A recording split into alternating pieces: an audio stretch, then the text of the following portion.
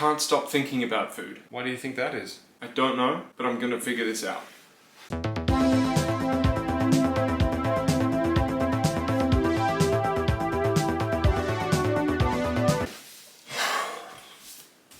So, any luck? No, this is so frustrating. Man, are you still tracking everything that you eat, checking yourself in the mirror 4 times a day, and following all those accounts that post nothing but shirtless photos? Yeah, I guess. Why? Just wondering.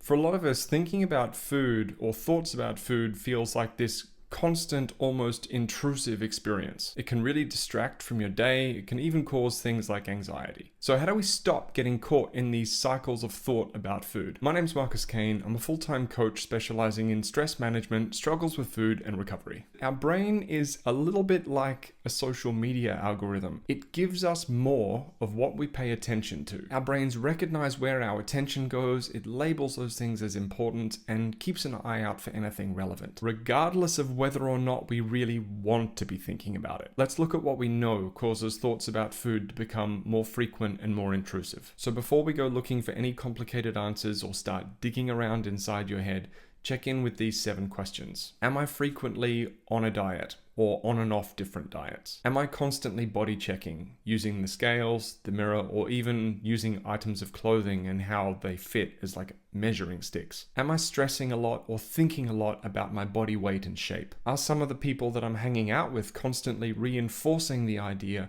that my body weight, my body shape, and how I look is one of the most important things about me? Are there any groups of foods or particular foods or lists of foods that I'm working really hard not to let myself eat? Are the people I'm spending a lot of time with constantly talking about dieting and body image and speaking about themselves in a very negative way? And am I tracking and measuring a lot of my food? If some of these things are happening, it sucks and it's difficult, but it makes sense that we're experiencing a lot of thoughts about food. In a broad sense, restrictive dieting and the overvaluation of our weight and shape is going to reinforce certain thought processes surrounding food, particularly intrusive or compulsive or obsessive thought processes. Remember the algorithm, right? Our brain is noticing what we're paying a lot of attention to and giving us more of that. And of course, there might be more to it. I don't want to reduce what you're experiencing down to just a checklist, because our experience of thought and feeling is really complicated. But if a lot of intrusive or persistent or obsessive thoughts about food are going on to the point where it's bothering you, we need to make sure these fundamental areas are addressed before we go searching for more complex answers. Because even if there is something much more complex going on, even if we address that, and these fundamental things are left unattended to, the thoughts about food are going to persist. So does this mean we need to throw in the towel on anything that resembles healthy eating and resign ourselves to being a recluse that lives on the couch covered in Dorito crumbs, never seeing anybody ever that even mentions anything resembling a diet? No. But if we want fewer obsessive or intrusive thoughts about food, we need to train our own brain to recognize food and body shape as being less important. I know there's a lot of noise out there about how different medications might in fact influence our mental or psychological experience of thoughts about food, but I'm not a doctor, so I'm not going to advise you on medication.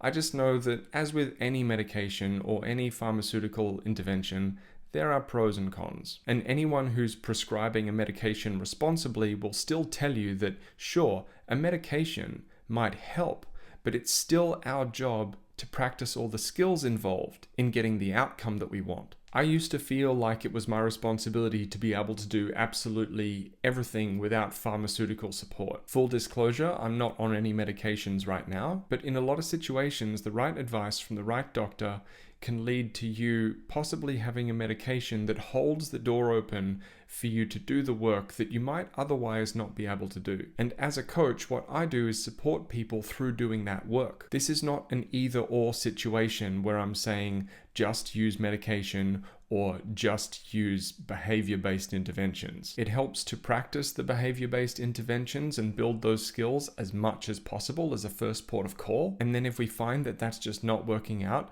the right kind of medical support and medication can help us to make that happen. I've got a 4-part series on YouTube that will walk you through some of the most essential steps in navigating struggles with negative body image and disordered eating. I'll put a link to the first video in that series in the description, but of course, reach out if you have any questions. Accountability and support along this path can really make a hell of a difference. Yes, our relationship with food can be complicated, but a surefire way to stay stuck in the struggle is to go looking for complex answers while we're still engaging with things that are known causes of the problem that we're experiencing. Am I frequently on and off different diets? Am I constantly body checking? Am I constantly stressing about my body weight and shape? Am I hanging out with people that are reinforcing the idea that my body weight and shape is one of the most important things about me? Is there a list of foods that I'm working really hard not to eat in the name of making my body look a certain way? Am I spending a lot of time with people that are very, very self-critical